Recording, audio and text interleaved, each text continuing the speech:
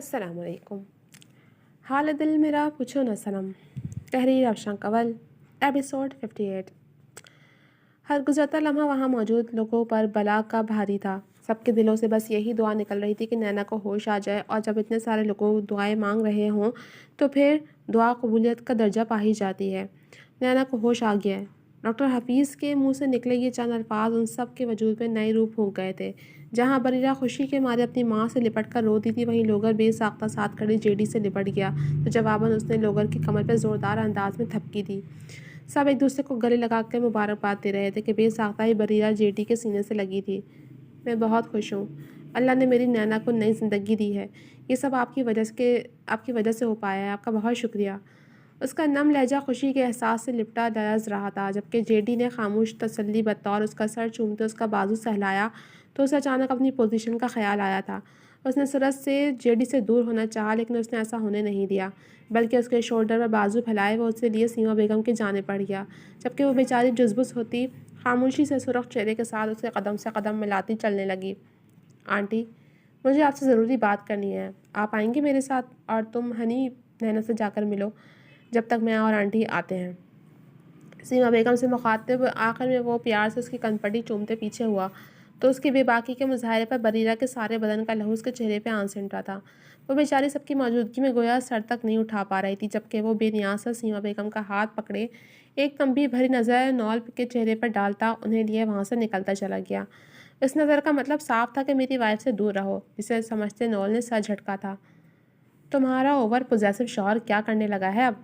شرارتاً گویا ہوتا پاکٹس میں ہاتھ پھنسا گیا تو بریرہ نے اینک درست کرتے گلاسز کے پیچھے سے اسے گھورا۔ تم نے اسے بتا دیا نا تو میری اور ان کی شادی کے پیچھے کی حقیقت؟ وہ نیچی آواز میں لمس پر خفا ہونے لگی کہ تھوڑے فاصلے پر لوگر بھی موجود تھا، جو اپنے فون میں آئے ایک ضروری میل چیک کر رہا تھا۔ یار تمہیں علم تو ہے، اس نے مجھے مجبور کیا تھا۔ وہ منہ بسورے نول کو شکایتی نظروں سے دیکھتی گویا ہوئی۔ یہ شخص تو پاگل ہے، لیکن سامنے والا تم سے زیادہ پاگل پن دکھا سکتا ہے، تو انہیں جیلس کرانا بند کرو۔ میں انہیں اچھے سے جانتی ہوں۔ اگر ان کا دماغ خراب ہو گیا تو رات تم بے شک اپنے گھر پر سو رہے ہوگے، لیکن صبح تمہاری 4x4 کی جگہ ہوگی۔ بریرہ ناراضگی ظاہر کرتی اسے ممکنہ خطرے سے بھی آگاہ کر گئی تھی، جس کے جواب میں اس نے خوبصورتی سے قہقہ لگایا تو لوگوں نے چونک کر ان تینوں کی جانب دیکھا اور پھر سے میل پڑھنے لگا۔ تمہارے اور اس کے رشتے کی حقیقت جیسی بھی ہو، لیکن یہ بات بھی صاف آیا ہے کہ وہ حضرت تمہارے پیار میں مبتلا ہو چکے ہیں، ورنہ اپنی چند دنوں کی بیوی کے لیے کوئی اتنا پاگل نہیں ہوتا کہ سامنے والے کو قبر کی سیر کرا دے۔ نول کے پرسوک انداز پر بریرہ کا دل بے اختیار ہوتا تیزی سے دھڑکا تھا۔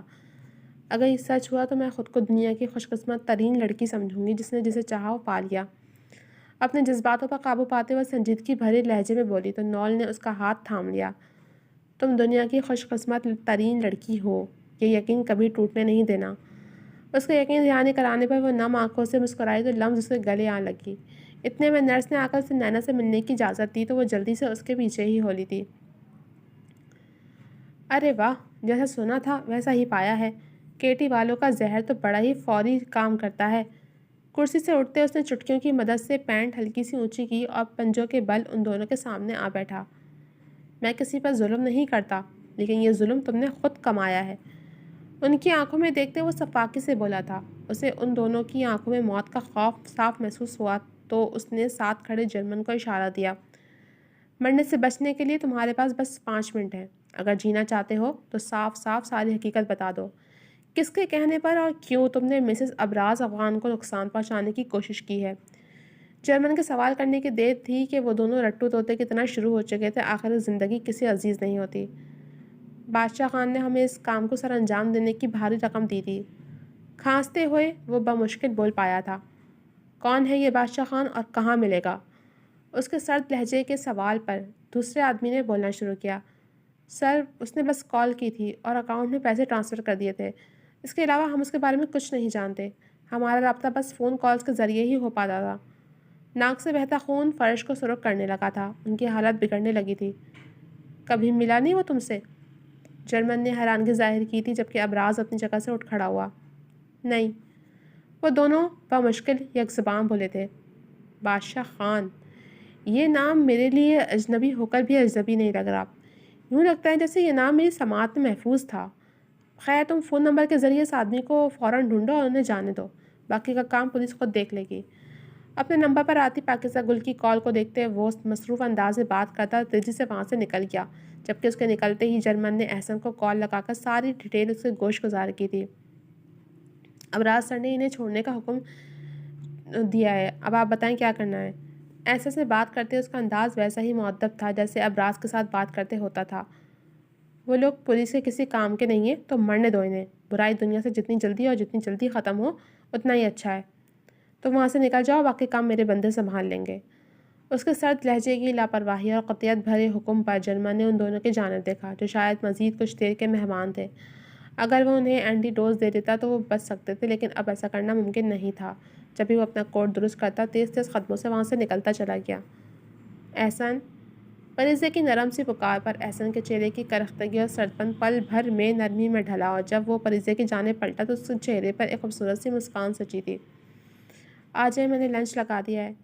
نرم گوئی سے کہتے وہ پلٹنے لگی تھی کہ احسن نے لپک کر پیچھے سے اسے باہوں میں بھر لیا۔ کچھ زیادہ جلدی نہیں ہے مجھ سے دور جانے کی؟ اس سے گال مس کیے احسن کے شکوے پر پریزے نے چہرہ موڑتے حیرانگی بھری نظروں سے اسے دیکھا۔ میں کب دور جا رہی ہوں؟ یہیں آپ کے پاس ہوں۔ اس کے شکوے بھرے انداز پر وہ اچنبھے کا شکار تھی۔ پاس ہو لیکن قریب نہیں ہونا۔ جب تم میری دھڑکنوں کے قریب نہیں ہوتی تو میری دل کی دھڑکنیں تھمنے لگتی ہیں۔ وہ بے خود سا ہوتا اس کے بالوں سے اٹھتی دل فریب مہک میں گہری سانس بھرتے اس کے سر پہ شدت بھرا بوسہ دے گیا تو اس کی بڑھتی جسارتوں پر پریزے کا دل بے ساشا تیزی سے دھڑکا تھا۔ احسن، کھانا ٹھنڈا ہو جائے گا۔ اس نے اٹھتے ہوئے طوفان کو روکنے کی صحیح کی۔ یار، اس رومانس کے بیچ کھانا لانا ضروری ہے کیا؟ وہ بدمزہ سا ہوتا مصنوعی ناراضگی جتانے لگا، ساتھ ہی اسے گھما کر اپنے سامنے کرتے اسے گال کی سرخی مائل رنگت چرانے لگا۔ ساری رات آپ ٹھیک سے سوئی نہیں ہیں، لنچ کر کے کچھ دیر آرام کر لیں، پھر رات ہمیں ابھی کی طرف بھی جانا ہے۔ بمشکل خود کو احسن کے سحر سے نکالتے اس نے اس کا دھیان خود سے ہٹانے کی کوشش کی۔ میری پیاری پریزے، آپ کا حکم سر آنکھوں پہ۔ اس کا ماتھا چوم کر وہ پریزے کے شولڈر پر بازو پھیلائے اسے لیے بیڈ روم سے باہر نکل گیا۔ وقت کم تھا تو پریزے نے جلدی جلدی چکن کڑھائی بنائی تھی کہ اتنے دنوں میں ایک یہی آسان سی ریسیپی وہ ٹھیک سے سیکھ پائی تھی۔ فروزن پراٹھے اس نے فرائی کیے تھے اور جلدی جلدی سلاد کاٹ لی تھی۔ میری بیوی کافی سگڑ ہو چکی ہے۔ کھانے سے سجی ٹیبل کو دیکھ احسن کو خوشگوار حیرت کا جھٹکا لگا تھا۔ سگڑ شوہر کی سنگت کا اثر ہے، اترا کر کہتی وہ اس کے ساتھ والی کرسی سنبھال گئی تو احسن نے اس کے شرارتی بھرے انداز کو شوق بھری نظروں سے دیکھا تھا۔ جلدی سے کھا کر بتائیں کہ مجھے 10 میں سے کتنے مارکس مل سکتے ہیں؟ سالن کا ڈونگا احسن کے سامنے کرتے وہ کافی پرجوش سی تھی۔ اسے یقین تھا کہ کھانا اچھا ہی بنا ہوگا، لیکن وہ احسن کے منہ سے یہ بات سننا چاہتی تھی، بالکل اس بچے کی طرح جسے اپنے اچھے رزلٹ کا یقین ہو لیکن اس کی تشفی رزلٹ سننے کے بعد ملنے والی ستائشی ٹرافی کر سکتی تھی۔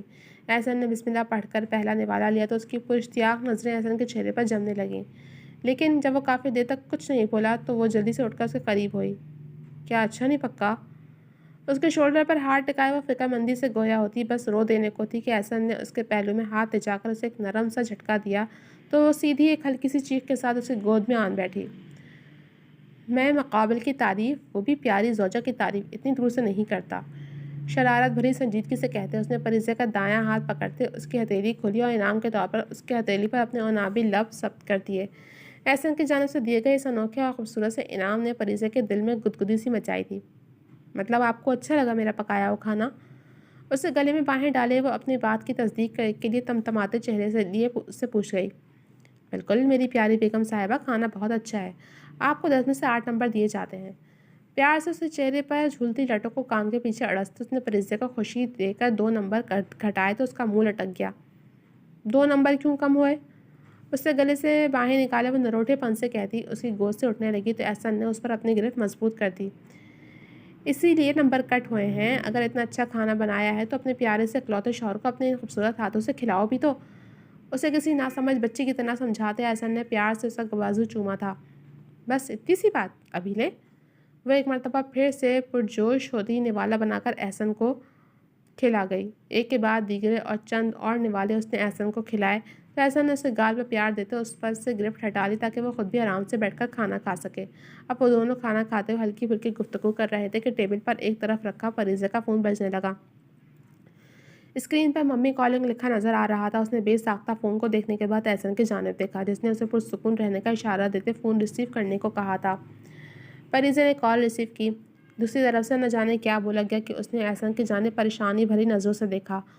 ممی 1 منٹ ویٹ کریں۔ اس نے کال میوٹ کی تھی۔ ممی چاہتی ہیں کہ کل میں ان کے ساتھ شاپنگ پر چلوں۔ وہ کہہ رہی ہیں کہ نکاح اور رخصتی تو جلد بازی میں ہو چکی، لیکن ان کے بھی کچھ ارمان ہیں، اسی لیے شادی کے گفٹس بطور وہ مجھے شاپنگ پر لے کر جانا چاہ رہی ہیں۔ سر جھکائے وہ یوں بول رہی تھی جیسے کوئی جرم سرزد ہو گیا ہو۔ اسے یوں شرمندہ دیکھ احسن نے ہاتھ بڑھا کر اس کی کرسی کھینچ کر اسے اپنے سامنے کرتے اس کا چہرہ ہاتھوں کے پیالے میں بھرا تو وہ نظریں اٹھا کر احسن کی آنکھوں میں دیکھنے لگی، جہاں محبت کے سوا کچھ نہیں تھا۔ میں یہ نہیں چاہتا کہ تم میرے سامنے کسی بات کو لے کر جھجکو یا شرمندہ ہو۔ مجھے میری پراعتماد پریزے پسند ہے، جو ڈرتی تو ہے لیکن ظاہر نہیں کرتی۔ بذات شوہر میں چاہتا ہوں کہ تم اپنے فیصلوں میں خود مختار رہو، لیکن ان فیصلوں میں بھی شامل ہوں تاکہ تمہیں کسی قسم کی پریشانی کا سامنا نہ کرنا پڑے۔ یہ بس تمہیں پروٹیکٹ کرنے کے لیے ہے۔ اور جہاں تک رہی آنٹی کی بات، تو وہ تمہاری ماں ہے پریزے، اور ایسا اتنا ظالم نہیں ہے کہ ایک اولاد کو اس کی ماں سے الگ کر دے۔ آئی سمجھ میری بات؟ رسان سے سمجھا تو اس کا لہجہ بلا کا نرم تھا، جس کے جواب میں وہ فقط خود پر ناز کرتی آگے ہو کر احسن کے ماتھے پر نرم گرم بوسہ دے گئی تو وہ خوبصورتی سے مسکرا دیا۔ جی ممی، آپ مجھے لوکیشن سینڈ کر دینا، میں پہنچ جاؤں گی۔ کال ان میوٹ کرتے اس کے لہجے میں اس مرتبہ ان سے بات کرتے ایک کھنک سی تھی۔ احسن نے پریزے کی خوشی دیکھی تو خوشدلی سے مسکرا دیا۔ انہوں نے اس کے ساتھ اچھا سلوک نہیں کیا تھا، یہاں تک کہ اسے ہرٹ کرنے کے ساتھ ساتھ اسے مارا بھی تھا، لیکن وہ پریزے تھی، شفاف دل کی مالک، رشتوں کو محبت سے لے کر چلنے والی، پھر چاہے وہ شوہر کا رشتہ ہو یا ماں کا یا پھر دوستی کا، وہ ہر رشتے کو پوری ایمانداری سے نبھانا جانتی تھی۔ کھانا تو وہ لوگ کھا چکے تھے تو احسن نے برتن سمیٹنا شروع کیا تو وہ پھر اپنی ممی کو خدا حافظ کرتی اٹھ کھڑی ہوئی۔ احسن، یہ میں کر لوں گی، وہ تیزی سے بولی تو کچن کے جانے بڑھتے احسن کے قدم تھم گئے۔ کھانا تم نے بنایا تو برتن میں واش کر لوں گا، لیکن رومانس ہم دونوں مل کر کریں گے، سو یو ڈونٹ وری، شرارت بھری بے باکی سے کہتے اس نے آخر میں بائیں آنکھ کا کونا دبایا تو وہ شرم سے سرخ پڑتی اسے گھورتی بیڈ روم کی جانب پڑ گئی، کیونکہ اب اس کے ساتھ رہنا خطرے سے خالی نہیں تھا۔ بیڈ روم میں جانے سے خطرہ ٹلا نہیں ہے، بڑھ چکا ہے محترمہ۔ شوق بھری ہانک لگاتے وہ ہنستا ہوا کچن کے جانے پڑ گیا۔ وہ احسن تھا، اپنوں پر مر مٹنے والا اور اپنوں کو نقصان پہنچانے والوں کو صفائے ہستی سے مٹانے والا، بظاہر معصوم لیکن اندر سے ایک ڈیول روپ رکھنے والا۔ چیک اپ کے بہانے ابراز پاکیزہ گل کو ٹیسٹ روم لے گیا۔ وہاں پر پولیس نے پاکیزہ گل کا تفصیلی بیان لیا تھا۔ یہ احتیاط دادی کی وجہ سے برتی گئی تھی۔ چیک اپ اور ڈاکٹر کی چند ضروری ہدایت کے ساتھ پاکیزہ گل کو چھٹی مل گئی تھی۔ ابراز اور احسن اپنی اپنی گاڑیوں میں ایک ساتھ ہی گھر کے لیے نکلے تھے۔ ابراز پاکیزہ گل کو گاڑی سے لے کر اپارٹمنٹ کے اندر بیڈ روم تک اسے گود میں لے کر آیا تھا، جبکہ سب کی موجودگی میں وہ شرم سے سرخ پڑتی اس کے سینے میں منہ دیے رہی تھی۔ دادی اور آغا جی ان کے بیچ کا پیار دیکھ بے پناہ خوش تھے۔ پریزہ اور احسن اپنے گھر چلے گئے تھے، بلکہ ابراز نے انہیں زبردستی بھیج دیا تھا تاکہ وہ لوگ بھی کچھ آرام کر لیں۔ اس کے بعد وہ ان سب کو آرام کی تلقین کرتا خود کسی ضروری کام کا کہہ کر وہاں سے جا چکا تھا، حالانکہ وہ ساری رات بے آرام رہا تھا۔ پاکیزہ گل چاہتی تھی کہ وہ آرام کرے، لیکن وہ سہولت سے انکار کرتا وہاں سے جا چکا تھا۔ دادی تو بستر پر لیٹتے ہی شاید سو گئی تھیں، جبکہ آغا جی کو نیند نہیں آ رہی تھی تو وہ پاکیزہ گل کو دیکھنے کے لیے اٹھ کر ساتھ والے بیڈ روم کے جانے پڑ گئے۔ تم سوئی نہیں بچے؟ اسے جاگتے پا کر وہ نرم گوئی سے کہتے اس کے قریب چلے آئے۔ آغا جی، نیند نہیں آ رہی تھی۔ خیر آپ آئے نا، یہاں میرے پاس بیٹھے۔ اس نے انہیں اپنے پاس بیٹھنے کو کہا تو وہ مسکراتے ہوئے اس کے قریب بیٹھ کر اس کا ہاتھ تھام گئے۔ تم دونوں میرے بیٹوں کی آخری نشانیاں ہو، مجھے جان سے بڑھ کر عزیز ہو۔ تمہاری ہلکی سی تکلیف بھی اس دل پر گرا گزرتی ہے۔ ایسے میں تمہیں اس حال میں دیکھنا میرا تو سارا چین و سکون سمجھو غارت ہوا ہے۔ میں نے انجانے میں ایک موذی زہر کو اپنے ہی خاندان کی رگوں میں اتار دیا ہے۔ وہ مغموم سے بولتے پاکیزہ گل کو بالکل بھی اچھے نہیں لگے تھے۔ اولاد کے جانے کے غم نے انہیں اتنا نہیں توڑا تھا جتنا انہیں اولاد کی تکلیف توڑ رہی تھی۔ آغا جی، آپ احسن سے ملے تھے، آپ کو اس میں کسی بہت اپنے کی جھلک محسوس نہیں ہوئی؟ پاکیزہ گل کا پرجوش انداز انہیں ٹھٹکا گیا تھا۔ بچے، اس عمر میں پہریاں نہیں بھول سکتا ہوں میں، جو بھی بات ہے وہ کھل کر کہو۔ وہ پل میں پریشان ہو اٹھے تو پاکیزہ گل نے مسکراتی نظروں سے ان کے چہرے کو دیکھا۔ اگر آپ کو علم ہو کہ باری کے علاوہ بھی آپ کو کوئی پوتا ہے تو؟ پاکیزہ گل کا معنی خیز انداز انہیں چونکا گیا تھا۔ گلے اس عمر میں اس طرح کے مذاق میں برداشت نہیں کر سکتا۔ آغا جی پل میں سنجیدہ ہو گئے تھے۔ آغا جی، میں مذاق نہیں کر رہی ہوں۔ پاکیزہ نے ان کے ہاتھ پر دباؤ ڈالا تو وہ حیرانگی ظاہر کر گئے۔ میرے بیٹے، میں بہو اور پوتے کو تو وہ ظالم لہریں نگل گئی تھیں، تم کس کی بات کر رہی ہو؟ وہ اس حادثے کے ذکر پر ہمیشہ کتنا دکھی دکھائی دینے لگے۔ آپ کے علم میں ہے کہ باری کے بعد عطیہ درانی پھر سے پریگننٹ ہوئی تھیں۔ یہ ان دنوں کی بات ہے جب بڑے بابا اور ان کے بیچ کے اختلافات ہم سب پر ظاہر ہونے لگے تھے۔ ایسے میں اس خبر پر ان کے بیچ خوب لڑائی بھی ہوئی تھی۔ وہ ماضی کے اوراق پلٹتے ماضی کا حصہ بننے لگی تھی۔ مجھے نہیں چاہیے یہ بچہ، میں آج ہی اس بچے سے جان چھڑواؤں گی۔ عطیہ کی صفاقی بھری اس بات نے سفیر کے دل کو گویا دھچکا پہنچایا تھا، لیکن جب کچھ سنبھالے تو ان کا ہاتھ عطیہ کے گئے گال پر اپنا چھاپ چھوڑ گیا تھا۔ میں نے پہلی صفاق ماں دیکھی ہے جو اپنی اولاد کے بارے میں اس قدر غلیظ لفظ منہ سے نکال گئی۔ ارے تم کتنی خود پرست عورت ہو! اپنے علاوہ تمہیں کچھ نظر نہیں آتا۔ لوگ تو اولاد کی نعمت کو ترستے ہیں، لیکن تم کس قدر ناشکری ہو۔ خبردار میرے بچے کو کوئی بھی نقصان پہنچانے کی کوشش کی تو اس دفعہ میں وہاب انکل سے خود بات کروں گا، پھر دیکھتے ہیں تم کیا کرتی ہو۔ تمہارا اٹھایا گیا کوئی بھی غلط قدم مجھے مجبور کرے گا کہ میں تمہارے ساتھ وہ سلوک کروں جس کے تم حقدار ہو۔ میں بس وہاب انکل کی وجہ سے خاموش ہو جاتا ہوں، لیکن اب نہیں۔ اس کا بازو دبوچے سفیر نے بمشکل اپنے اشتعال پر قابو پایا تھا، لیکن اس واقعے کے بعد عطیہ کے اندر اپنی ہی اولاد کے لیے نفرت پیدا ہو گئی تھی۔ جو اولاد دنیا میں آئی نہیں تھی، اس کے لیے اس کے شوہر نے اس پر پہلی مرتبہ ہاتھ اٹھایا تھا۔ یہاں بس اسے سفیر کا تھپڑ یاد رہا، مگر اپنے صفاق الفاظ وہ بھول گئی۔ عطیہ کو ایک اپنے باپ کا ہی تو ڈر تھا جس کی وجہ سے وہ کچھ پرسکون رہتی تھی، ورنہ وہ آنکھ سے بنی عورت خود بھی جلتی تھی اور کو بھی جلاتی تھی۔ ان کے بیچ کی اس لڑائی کا علم کسی کو بھی نہیں تھا سوائے پاکیزہ گل کے۔ وہ باغیچے میں کھیل رہی تھی جب اڑتی ہوئی بال کو پکڑنے کے لیے وہ ان کے کمرے کی کھڑکی کے پاس آ کر ٹھہری تھی، جس کے جالے دار پردے سے نہ صرف اس نے یہ تمام منظر دیکھا تھا بلکہ سنا بھی تھا۔ وہ ابراز اور اپنے بابا کے ساتھ کرکٹ کھیل رہی تھی۔ ان کے بیچ کی لڑائی نے ایک پل کو اس کے دل و دماغ کو سن سا کر دیا تھا، لیکن ابراز کی اونچی پکار پر وہ ان کی جانب متوجہ ہوتی دوڑ پڑی تھی۔ اس واقعے کو گزرے کافی وقت گزر چکا تھا۔ پاکیزہ گل اکثر نہ چاہتے ہوئے بھی تجسس سے مجبور عطیہ پر نظر رکھنے لگی تھی۔ یہ بس ایک لاشعوری حرکت تھی۔ اسی تنہا وقت گزرتا رہا اور پھر ایک رات عطیہ کی طبیعت بگڑی تو وہ سارے اسے ہاسپٹل لے گئے۔ پاکیزہ گل بھی ضد کر کے اپنی دادی کے ساتھ ہاسپٹل میں آئی تھی کہ وہ سب سے زیادہ پرجوش تھی اس نیو آنے والے بیبی کے لیے۔ عطیہ نے بیٹے کو جنم دیا تھا۔ اس خبر پر وہ سارے بے پناہ خوش تھے، سب سے زیادہ تو سفیر خوش تھا۔ حالانکہ اس تھپڑ کے بعد غصہ ٹھنڈا ہونے پر اس نے عطیہ سے معافی طلب کی تھی اور پہلے سے بھی زیادہ اس کو پیار اور توجہ دینے لگا، مگر اس کے دل سے کینہ نہیں نکال سکا۔ بیبی کو کوئی مسئلہ ہوا تھا تو اسے کچھ گھنٹوں کے لیے بیبی باکس میں رکھا گیا تھا۔ بچوں کو ابھی تک کسی نے دیکھا نہیں تھا، لیکن گلے کی بے چین طبیعت نے اسے ٹکنے نہیں دیا اور وہ بیبی کو دیکھنے سب سے نظر بچا کر مخصوص کمرے کی جانب چل دی۔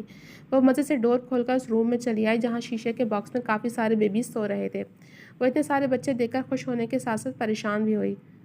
ہمارا والا بیبی کون سا ہے؟ دھیرے سے بڑبڑاتے اچانک اس کی نظر باکس کے منسلک کارڈ پر پڑی جہاں بچے کی ماں اور باپ دونوں کے نام درج تھے۔ اس پر لگا تھا سفیر اور عطیہ کا نام ڈھونڈنے میں۔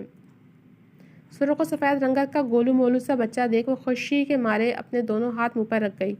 یہ کتنا پیارا ہے! پوری اشتیاق کھنکتے لہجے میں کہتے اس نے شیشے کے باکس پر ہاتھ رکھا ہی تھا کہ دروازے پر کھٹکا محسوس کرتے وہ ڈر کے مارے کچھ دور میز کی طرف دوڑی اور اس کے پیچھے چھپ گئی، مگر اس طرح کا اسے سامنے کا منظر واضح نظر آ رہا تھا۔ روم میں ڈاکٹرنی نرس کے ساتھ داخل ہو رہی تھی۔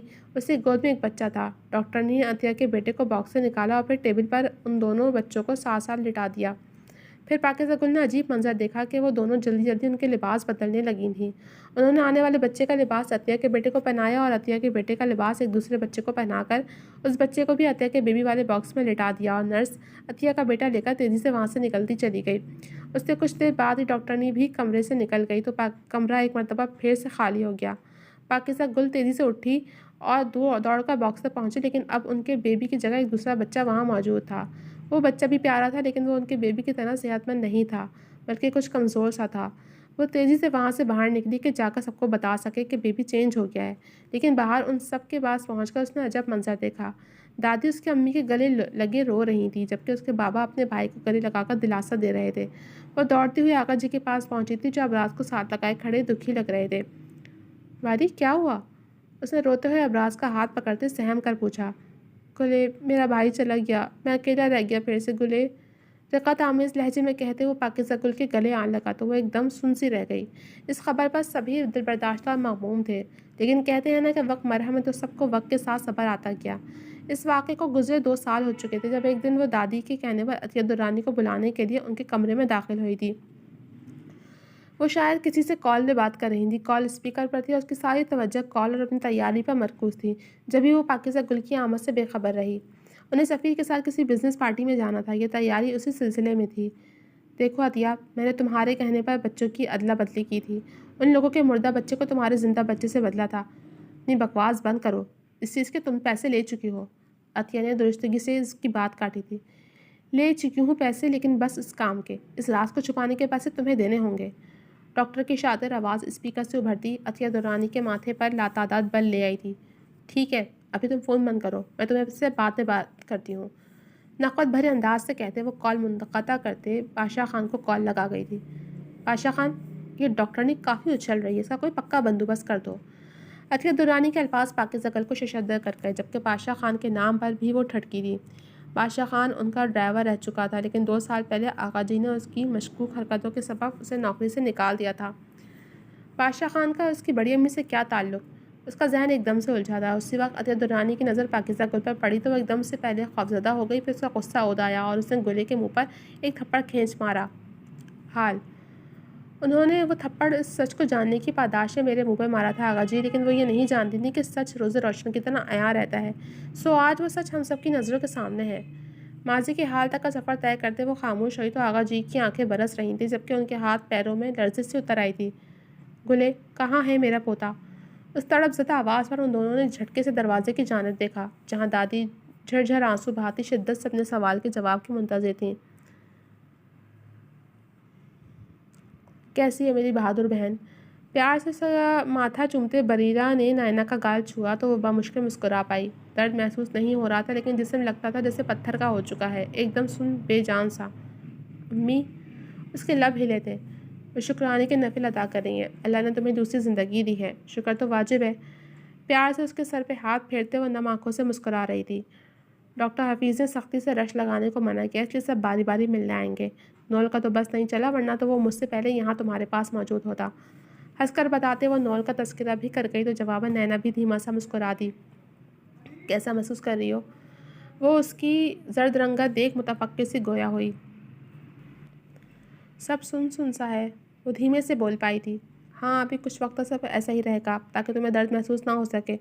فکر مت کرو، ڈاکٹر حفیظ نے ہر چیز انڈر کنٹرول بتائی ہے، اللہ کے کرم سے آپریشن کامیاب ہوا ہے، بس اب تم جلدی سے جلدی ریکور کر لو۔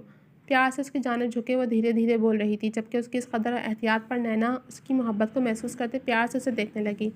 اسی اثنا میں سیما بیگم اور جیٹی آگے پیچھے روم میں داخل ہوئے تھے۔ نینا، میری بچی۔ وہ لپک کر بیڈ تک پہنچی تو بریرہ وہاں سے ہٹ کر جنید درانی کے قریب ہو گئی۔ ڈاکٹر نے تو رش لگانے سے منع کیا تھا نا؟ اس نے سرگوشی نما آواز میں یہ الفاظ کہے۔ جیڈی پر کسی کا حکم نہیں چلتا، بلکہ میں اپنے حکم لوگوں پر لاگو کرتا ہوں۔ اس نے گویا بات ہی ختم کر ڈالی تھی، جبکہ وہ اپنے کھڑو شوہر کو دیکھ کر رہ گئی، جسے واقعی میں اپنی چلانے کی عادت تھی۔ دوسری طرف سیما بیگم نینا کے چہرے پر جھکی اسے پیار دے رہی تھی۔ آج میں بہت زیادہ خوش ہوں، اللہ نے اپنے کرم سے میری ساری فکریں دور کر دی ہیں۔ خوشی کے احساس تلے ان کا لہجہ لرز رہا تھا۔ وہ بار بار اس کے ماتھے اور سر پر پیار دے رہی تھی کہ جنید درانی ان کے قریب ہوتا سہارے بطور ان کے شانے پر بازو پھیلا گیا۔ میری بہادر بہن بالکل اپنے بھائی پر پڑی ہے، تو میں تمہاری طبیعت بالکل نہیں پوچھنے والا، کیونکہ مجھے علم ہے کہ ہماری گڑیا میری اتنا اسٹرانگ ہے۔ یہ چھوٹا موٹا آپریشن نمٹانا تو نینا کے بائیں ہاتھ کا کام ہے۔ بائیں کا نہیں، دائیں کا۔ وہ دم لہجے میں وہ اس کی بات ہو چکتی شرارتی سا مسکرائی تو جنید درانی نے ہاتھ بڑھا کر اس کا سر تھپ تھپایا تھا۔ کچھ دیر میں مولوی صاحب آ رہے ہیں تو ان کے سامنے بھی بہادری کا مظاہرہ کرتے ہوئے 3 مرتبہ قبول ہے کہہ دینا، ٹھیک ہے؟ رسان سے سمجھاتے جنید درانی نے ایک ساتھ ان دونوں بہنوں کو ہی زوردار جھٹکا دے ڈالا تھا۔ ان دونوں نے پریشان نظروں سے ایک دوسرے کو دیکھنے کے بعد جنید درانی کی سمت دیکھا۔ بھائی، پریشان کیوں ہو رہی ہو؟ اپنے بھائی پہ بھروسہ نہیں ہے؟ مان سے پوچھے گئے سوال پر وہ جھڑ سے اس بات میں سر ہلا گئی۔ مگر نینا کی اس حالت میں کون؟ بریرہ کی کہی بات کو جنید درانی نے پورا ہونے نہیں دیا۔ میری اور آنٹی کی باہمی مشاورت سے میں نینا کا نکاح اپنے بھائی اجلال سے کر رہا ہوں۔ اس کی بات سنتی نینا کا دل اس نکاح کا سنتے ڈوب گیا تھا۔ نام پر تو اس نے توجہ ہی نہیں دی، ابھی تو دل نے محبت کی آبکاری شروع ہی کی تھی کہ قسمت کے ستم ظریفی نے محبت کی اس کوپل کو اکھاڑ پھینکا تھا۔ تمہیں کوئی اعتراض ہے تو تم انکار کر سکتی ہو۔ اس کا ہاتھ اب بھی نینا کے سر پر جمع تھا، جبکہ نظریں اس کے چہرے کے اتار چڑھاؤ کو بغور دیکھ رہی تھیں۔ جبکہ جیڈی کی بات سنتی نینا نے ایک نظر ماں کے کھلتے چہرے کی جانب دیکھا اور دوسرے ہی لمحے نفی میں سر ہلا ڈالا تھا تو سیما بیگم اس کا اقرار پاتے خوشی سے نہال ہوتے اس کا چہرہ چوم گئیں۔ اسی وقت روم کا ڈور ناک ہوا اور لوگا پریشان سا روم میں داخل ہوا تو اس کی پہلی نظر نینا کے مرجھائے چہرے پر گئی۔ دونوں کی نظریں باہم ملیں تو نینا نے سرعت سے اس کے خوبصورت چہرے سے نظریں پھیر لی تھیں کہ اب سے یہ چہرہ اس کے لیے شجر ممنوع ہو گیا تھا۔ باہر مولوی صاحب کیوں آئے ہیں؟ اس کے اندر باہر ایک اضطراب سا سرات کر گیا تھا۔ نکاح پڑھانے آئے ہیں اور بھلا کیا کام ان کا یہاں؟ اس کے مذاق کرنے کا انداز لوگر کو اس دفعہ زہر سے بھی زیادہ جان لیوا لگا تھا۔ کس کا نکاح ہے؟ اس نے سرسراتے لہجے میں پوچھا، ساتھ ایک نظر نینا پر بھی ڈالی جو اس سے نظر چراتی ہوئی مزید اس کے دل کی دھڑکنوں کو کم کرنے کی وجہ بن رہی تھی۔ نینا کا نکاح ہو رہا ہے۔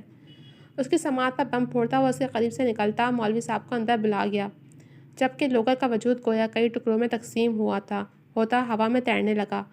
آئیں پلیز۔ جے ڈی نے انہیں دیوار گیر صوفے پر احترام سے بٹھایا تھا۔ وہ 50 سال کی عمر کے لگ بھگ مولوی صاحب جے ڈی کے جاننے والوں میں سے تھے۔ جب بھی اس کی ایک کال پر سارے کام پسے پوچھ ڈالتے ہاسپٹل چلے آئے۔ تم کیوں سن کھڑے ہو؟ بیٹھ جاؤ۔ لوگر کو شانوں سے پکڑے اس نے اسے مولوی صاحب کے ساتھ ہی بٹھا دیا تو وہ حیران نظروں سے اس کی جانب دیکھنے لگا۔ نول اور لمس بھی بریرہ کے ساتھ کھڑے یہ سب کارروائی ہوتے دیکھ رہے تھے، جس پر بریرہ نے مختصراً اسے نینا کے نکاح کا بتایا۔ مولوی صاحب نے نکاح کی کارروائی شروع کی تو سیما بیگم نے اپنے دوپٹے کا پلو نینا کے سر پہ دے دیا تھا۔ نینا نے گھبرا کر سامنے نظریں کیں تو مولوی صاحب کے ساتھ بیٹھے لوگر کو دیکھ اس کا دل بے ساختگی بھرے انداز میں دھڑکا تو پھر دھڑکتا ہی گیا۔ کبھی سیدھا کام نہیں کرنا۔ کاش میں اکیلا ہوتا تو پہلے تیرے سامنے قلابے ملاتا، پھر تیرا یہ خوبرو چہرہ سجاتا اور پھر تجھے جھپی دیتا۔ لوگوں کا زرد چہرہ پل میں کھل کر گلاب ہوا تھا، ساتھ خوشی کے مارے اس کے ہاتھ پیر بھی پھولے جا رہے تھے۔ نکاح کی سنت ادا کرتے ہی مبارک سلامت کا شور اٹھا تھا۔ ڈاکٹر حفیظ بھی اس نکاح میں شامل نینا کے لیے بہت خوش تھے۔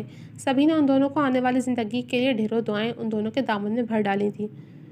مجھے علم تھا کہ اجلاس صاحب ہماری نینا کو لے کر کچھ سم تھنگ اسپیشل محسوس کرتے ہیں اور اس بات کی آج تصدیق بھی ہو گئی۔ نول لوگر کو گلے لگاتا خوشی کا اظہار کر رہا تھا، جبکہ اس نے فقط ایک سنجیدہ نظر نول کے چہرے پر ڈالی تھی۔ یار اب تو نینا تمہاری ہے تو چل کرو، میری لمس کافی ہے اور یہ تم سے زیادہ میرے لیے پوزیسو ہے۔ ہنس کر کہتے اس نے ساتھ کھڑی لمس کی کمر میں بازو حمائل کیا تو وہ ایک ادا سے مسکرا دی۔ چلو بھائی، نئی دلہن اور دلہن کی بہن، اب ہمیں اجازت دو، ہم کل پھر آئیں گے۔ وہ دونوں ان سے ملتے اپنے گھر کے لیے نکل گئے تھے۔ چلے آنٹی، اب ہم بھی گھر چلتے ہیں، نینا کے فکر کے لیے اس کا شوہر یہاں موجود ہے۔ شرارت بھری سنجیدگی سے کہتے اس نے ایک چھیڑ بھری نظر لوگوں پر ڈالی تو وہ ایک دم آگے بڑھتا اسے زوردار جھپی ڈال گیا۔ لو یو سو مچ۔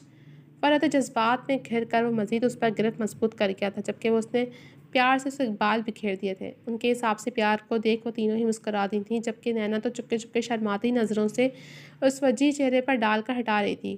جنید درانی نے سیما بیگم اور بریرہ کو ساتھ لیا اور نینا سے ملتا صبح آنے کا کہتے وہاں سے نکل تک گیا۔ ان سب کے جانے کے بعد اجلال نے ڈور لاک کیا اور سرشار سا بیٹھ کے جانب بڑھنے لگا، جہاں نینا کے زرد چہرے پر ان گنت رنگ نمودار ہو چکے تھے۔ جی تو جناب، اب تک کے صرف اتنا ہی۔ کیسے لگی آپ کو یہ ایپیسوڈ؟ تو جناب، جے ڈی صاحب نے آج کی ایپیسوڈ میں لوگر اور نینا کا نکاح کروا ہی دیا، وہ بھی ان کو بنا بتائے۔ واہ بھائی! اور یہ حقیقت بھی کھل گئی کہ احسن جو ہے وہ باری یعنی ابراز کا سگا بھائی ہے۔ تو اب دیکھتے ہیں آگے کیا ہوتا ہے اور یہ حقیقت اب مزید ابراز پہ کب کھلتی ہے۔ تو یقیناً آپ لوگ بھی بےچین ہوں گے، بےتاب ہوں گے، اور میں بھی ہوں۔ تو جاننے کے لیے جڑے رہیے میرے ساتھ۔ جلد ملوں گی اگلی ایپیسوڈ کے ساتھ۔ تو جناب، جانے سے پہلے اگر آپ نے ابھی تک ہمارے چینل کو لائک نہیں کیا، سبسکرائب نہیں کیا، تو جلدی سے لائک بھی کر دیجیے، سبسکرائب بھی کر دیجیے اور بیل آئیکن کو بھی پریس کر دیجیے۔ تو چلیں، مجھے اجازت دیجیے، جلد ملوں گی اگلے ایپیسوڈ کے ساتھ۔ تب تک کے لیے اللہ حافظ۔